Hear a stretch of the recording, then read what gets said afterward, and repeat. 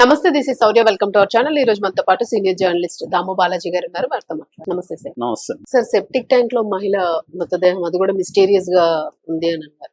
So అంటే ఏ stage లో ఆవిడ లభించింది, అసలు ఎవరు చంపారు, లేదు ఆత్మహత్యన, ఏమైంది? ఇప్పుడు భూపాల్లో కమలానగర్ లో ఒక ఖాళీ స్థలం ఉంది. ఆ స్థలంలో సెప్టిక్ ట్యాంక్ ఉంటుంది. ఆ సెప్టిక్ ట్యాంక్ నుంచి ఒక శవం బయటపడింది.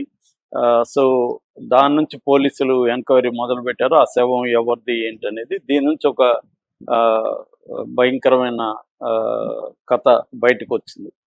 సో అంటే ఈ మధ్య కాలంలో చాలా మంది అమాయకంగా ఇన్స్టాగ్రాములు, అంటే యూత్ అయితే ఇన్స్టాగ్రామ్లు 30 లోపల అయితే ఇన్స్టాగ్రామ్ వాడతారు. దాని తర్వాత అయితే ఫేస్బుక్ మిగతావి వాడతారు. ప్రధానంగా యూత్ అంతా కూడా ఇన్స్టాగ్రామ్ ఈ మధ్యకాలంలో ఎక్కువ వాడుతున్నారు. దాంట్లోనే కనెక్షన్స్ ఏర్పడుతున్నాయి.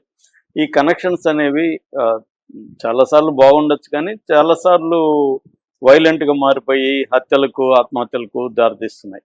ఇలాంటిది ఇదొక విచిత్రమైన సంఘటన అని చెప్పొచ్చు. ఈమె పేరు అస్రఫీ బాయ్. ఈమెను అందరూ కూడా షియా అని కూడా పిలుస్తారు. షియా. ఈమెది యాక్చువల్గా మహారాష్ట్ర గోండియా జిల్లా.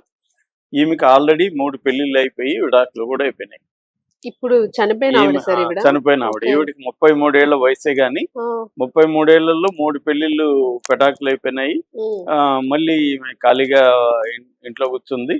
దాంతో ఈమె మళ్ళీ కనెక్షన్ కోసం దీంట్లో వెతకడం వెయిట్ చేయట్లేదు, ట్రై చేస్తుంది. సో ఇన్స్టాగ్రామ్ లో ట్రై చేస్తుంది యాక్టివ్ గా. ఎవరున్నారు ఏంటి అంటే ముస్లిం ఉండాలి, తనకి సూట్ అవ్వాలి, ఇవన్నీ ట్రై చేస్తుంది.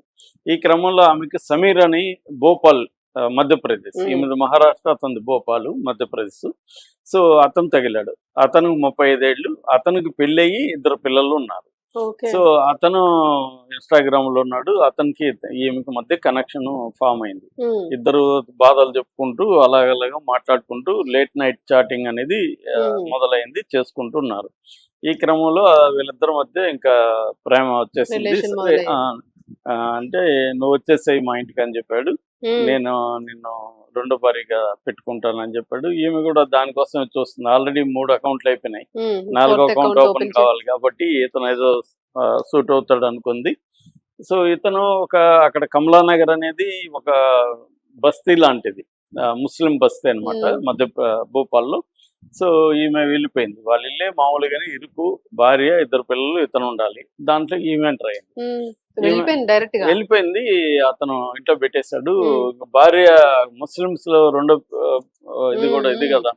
సో ఆమెకి కష్టంగానే ఉంది, కానీ సరే ఏమి చేయలేక, ఇతన్ని ఎదిరించలేక సైలెంట్ అయిపోయింది భార్య. ఆమె పేరు రుబీనా. సో ఈ క్రమంలో ఈమె మామూలుగా వెళ్ళి అతనితో లైఫ్ ని ఎంజాయ్ చేస్తుంటే ఈ ప్రాబ్లమ్స్ వచ్చేది. ఈమెకి ఏంటంటే ఆమె రుబీనా మీడియాతో చెప్పింది, ఆమెకి అన్ని కావాలి, ఆమెకి భార్య స్థానం కావాలి, ఇల్లు సొంతంగా ఉండాలి, భవిష్యత్తు కూడా ఆమెకే కావాలి, ఇవన్నీ ఆమెకే కావాలి అనేది రుబీనా చెప్పింది అనమాట. అంత గ్రీడ్ అనమాట. అంటే నన్ను పెళ్లి చేసుకో, నాతో మళ్ళీ బిడ్డలను గాను, వారసత్వంగా ఇల్లు నా పేరుతో రాయి, ఇలాగా డిమాండ్లు మొదలు పెట్టింది. ఫస్ట్ టైం నువ్వు ఉంటే చాలు, నిన్ను చూడలేకుండా ఉండాలి, ఈ డైలాగులు అయిపోయినాక ఇప్పుడు రియాలిటీలోకి వచ్చినాక ఇవన్నీ డిమాండ్లు మొదలుపెట్టి, దీంతో వీళ్ళిద్దరి రుబీనాకి ఈమెకి మధ్య గొడవలు మొదలైనవి. అంటే నువ్వెవరో వచ్చి నా జీవితాన్ని నాశనం చేసి, ఈమెకి మొత్తం అన్ని కదిలిపోతాయి కదా, ఈమె జీవితం అతలకుతలం అయిపోతుంది.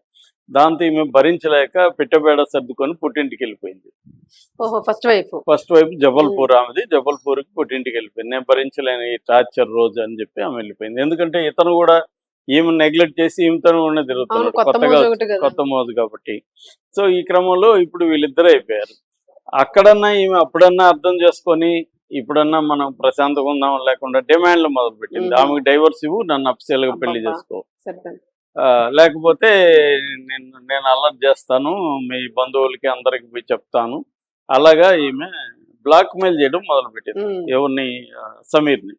సమీర్ ఇది అంటే ఫస్ట్ అదేదంటారు, స్వీట్ గా ఉన్నది ఇదిగా మారిపోయి నరకం చూపించడం మొదలు పెట్టింది. ఈ నరకాన్ని భరించలేక అతను ఏం చేశాడంటే, ఒకరోజు గొడవలు పెద్దగా అయినాయి. మొన్న వెన్స్డే పెద్దగా అయిపోయి ఆ కోపంలో ఆమెను ఏం చేయాలో తెలియక పిచ్చెక్కిపోయి అతనికి ఆ కోపంలో గొంతు పిసికి చంపేశాడు. ఉమ్. చంపిన తర్వాత ఇప్పుడు ఏం చేయాలి? అప్పుడు అతను ఆ, అక్కడ అందుకే అసలు ఫ్యామిలీ అనేది ఎంత ఇంపార్టెంట్ ఈ క్రైమ్ లో కూడా చూడొచ్చు మనం. సో ఫ్యామిలీ హెల్ప్ అడిగాడు. వీళ్ళ తమ్ముడు ఆటో డ్రైవర్, వీళ్ళ ఓకే. తమ్ముడు, వీళ్ళ అమ్మ, వీళ్ళ చెల్లెలు ముగ్గురు హెల్ప్ చేశారు. ముగ్గురు కలిసి ఒక పెద్ద ఇనుప పెట్టి తీసుకొచ్చి ఆ ఇనుప పెట్టిలో ఈమె శవాన్ని కుక్కి దాని తర్వాత ఈ సెప్టిక్ ట్యాంక్, అది ఎంటీ ల్యాండ్ లో ఉన్న సెప్టిక్ ట్యాంక్ లోకి తీసుకెళ్లి దాన్ని పూర్తి చేసి దాని మీద సిమెంట్ కాంక్రీట్ కూడా వేసేసారు. అంటే మన సినిమాటిక్ గా ఇది ఆ మధ్య కూడా మనకి సరూర్ నగర్ లో 2-3 ఏళ్ళ ఒక బ్రాహ్మణ్ ఒక ఆయన పంతులు అట్లానే చేశాడు. పూజారి అవును. ఎట్లాగే చేశాడు, అవును. ట్యాంకులు వేసి దాన్ని అమ్మాయిని చేశాడు. అది అలాగే క్లోజ్ అయిపోయింది సార్ ఆ కేసు. అంతే, ఏమో ఇవన్నీ ఏమో. సో ఇది కూడా అట్లాగే ఫ్యామిలీ అంటే మర్డర్ లో వాళ్ళు లేరు కానీ మర్డర్ తర్వాత శవాన్ని డిస్పోజ్ చేయడంలో కుటుంబం కూడా సహకరించింది యాక్టివ్ గా. ఇది అయిపోయింది. దీంతో ఇప్పుడు ఈమె బంధువులు ఎవరో ఫోన్లు చేస్తుంటారు కదా, ఫోన్ తీయట్లేదు, ఏం లేదు, ఏమైంది అని ఇతన్ని అడిగితే నాకు తెలియదు, ఆమె కూడా వెళ్ళిపోయింది ఎక్కడికో అన్నాడు. దాంతో వాళ్ళకి డౌట్ వచ్చి పోలీసులకు చెప్పారు. సో పోలీసులు రంగంలో దిగారు. రంగంలో దిగి అయితే వీళ్ళకి వెతకడం మొదలు పెట్టారు. అది మొత్తం దాని మీద సిమెంట్ వేయడం అదంతా కూడా అక్కడ అవసరం లేదు, అక్కడ ఎందుకు వేసారు సిమెంట్ అంటే డౌట్ వచ్చింది. దాంతో తవ్వితే బాడీ కుళ్ళిపోయింది. సో కుళ్ళిపోయినప్పుడు ఎలా గుర్తుపట్టాలి అంటే వాళ్ళ బంధువులు చెప్పారు, ఈమె కుడి చేతి మీద దీపం ప్రమిద ఉంటది కదా, అది టాటూ వేసుకొని ఆ పేరు కూడా పచ్చబొట్టు అది ఉంది, అంటే ఆ చెయ్యి మాత్రం ఇది ఉందన్నమాట. సో దాని ద్వారా గుర్తుపట్టారు, ఐడెంటిఫై చేసి చేశారు. అయితే వీళ్ళు ఎప్పుడైతే పోలీసులు వచ్చి సెప్టిక్ ట్యాంక్ ఇదంతా చేస్తున్నారో వీళ్ళు మొత్తం ఫ్యామిలీ జంప్ అనమాట, పరారి. ఇప్పుడు వాళ్ళని వెతికే పనిలో ఉన్నారు. ఫ్యామిలీలో మాత్రం ఒక అంటే తల్లి తర్వాత చెల్లెలు దొరికారు.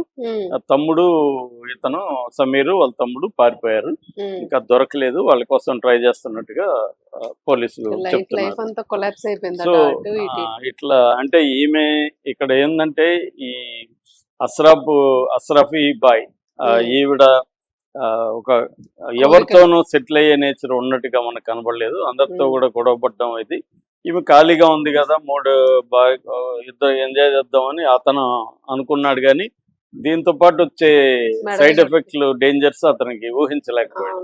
అంటే ఫస్ట్ మనకేమవుతుందంటే ఆ రొమాంటిక్ యాంగిల్లో మిగతా సైడ్ ఎఫెక్ట్లు ఏముంటాయి, ఫ్యూచర్ ఎట్లా ఉంటది, ఇవేవి థింక్ చేయరు. అప్పటికి దొరికితే చాలు రా అన్నట్టు ట్రై చేయడం, అమ్మయ్య దొరికింది, అందంగా ఉంది, బాగుంది అనుకోవడం, దీని చుట్టూ ఏమేమి ఉన్నాయి అదేదంటారు గులాబీ పువ్వులే కాదు ముళ్ళులు కూడా అని, అలాగా ముళ్ళులు కనబడవు, అది అయినాక మోచిపోయినాక ముళ్ళులే కనబడతాయి, ఇంకా పువ్వు కానీ ఏమి ఉండదు. సో ఇది ముఖ్యంగా ఆన్లైన్ లో, ఇప్పుడు లైవ్ గా అయితే మనకు కనీసం కొన్ని విషయాలు తెలుస్తాయి, వాళ్ళ బ్యాక్గ్రౌండ్ ఏంటి కొన్ని తెలుస్తాయి.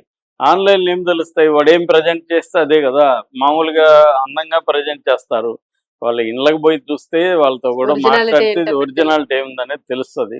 సో వీళ్ళు అందంగా చూస్తారు. ఈ మధ్య ఫిల్టర్స్ వచ్చాయి, మనుషుల్ని కూడా అందంగా చూపించుతూ లేదు, జెమినీ లాంటి దాంట్లో ఇచ్చిన ఫోటోని కొంత గ్లామరస్ గా చేయంటే సెకండ్లలో గ్లామరస్ గా చేసి ఇస్తుంది, వాటిని అప్లోడ్ చేసేసి మనం చాట్ చేస్తాం. సో జనాలకి ఏంటంటే గ్లామరస్ ఉంది, బాగానే ఉంది అనుకుంటారు, కలిసినప్పుడు తెలుస్తుంది. సో సరే ఎట్లాగో ఉన్నది సర్దుకుందాంలే పర్వాలేదు అనుకొని ఎంటర్ అవుతారు. ఎంటర్ అయినాక ఇంకా వాళ్ళ క్యారెక్టర్ ఏంటి అవన్నీ తర్వాత బయటకు వస్తాయి అనమాట. సో జనరల్ గా ఈ మధ్య కాలంలో సోషల్ మీడియా రిలేషన్షిప్స్ లో ఎక్కువ భాగం క్రైమ్ కి దారితీస్తున్నారు. అందుకే జాగ్రత్తగా ఉండాలని పోలీసులు కూడా హెచ్చరిస్తున్నారు, చెప్తున్నారు. సో అంటే ఒక ఎంటర్ అయ్యే ముందు నీ క్లారిటీ ఉండాలి, నీ రిలేషన్షిప్ దేనికోసం పెట్టుకుంటున్నావు, అంత మాత్రమే ఉంటుందా అవతల కూడా, నెక్స్ట్ ఒకవేళ అది ఉండకపోతే ఏం చేయాలి, ఇవేవి కాన్సిక్వెన్సెస్ ఆలోచించకుండా ఓన్లీ ఇంపల్సివ్ గా డిజైర్ కోసం జీవితం ఎంజాయ్ చేద్దాం కోసం ఉంటే అసలుకే మోసం వచ్చి ఇప్పుడు వీళ్ళ భార్య జీవితం నాశనం అయిపోయింది, సమీర్ది, వాళ్ళ పిల్లలు అగమగం అయిపోయారు, ఈమె చనిపోయింది, ఫ్యామిలీ జైలుకి వెళ్ళే పరిస్థితి, హత్య కేసు కాబట్టి గందరగోళం అయ్యే పరిస్థితి అయితే వచ్చింది. Thank you.